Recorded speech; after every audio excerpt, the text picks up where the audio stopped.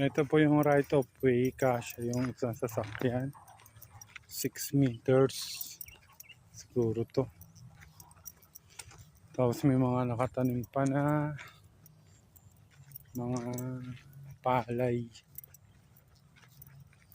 Pero dito sa binebenta natin, wala na. Damo na lang to. Ito yung una muhon.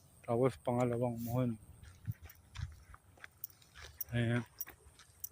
May poste na. Ito yung connection ng poste. Ayan po.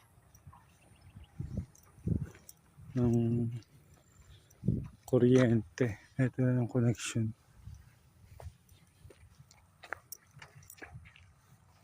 Ito po magiging residential siya. Yung mga may muhon na yan.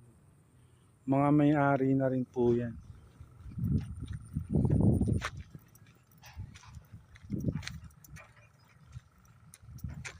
Tapos, ito yung ating private resort malapit nandun sa binebenta na lupa. Ito na yung palabas. Pag dumiretso kayo dyan, makikita nyo na yung secondary road ng Maburak. Ayan po yung daan palabas. Nakikita nyo yung private resort. Tapos,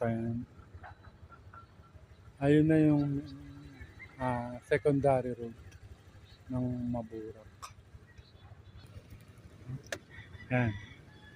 Ito na po yung secondary road. Pag dumiretso po kayo dyan, ang labas nyo Santa Cruz.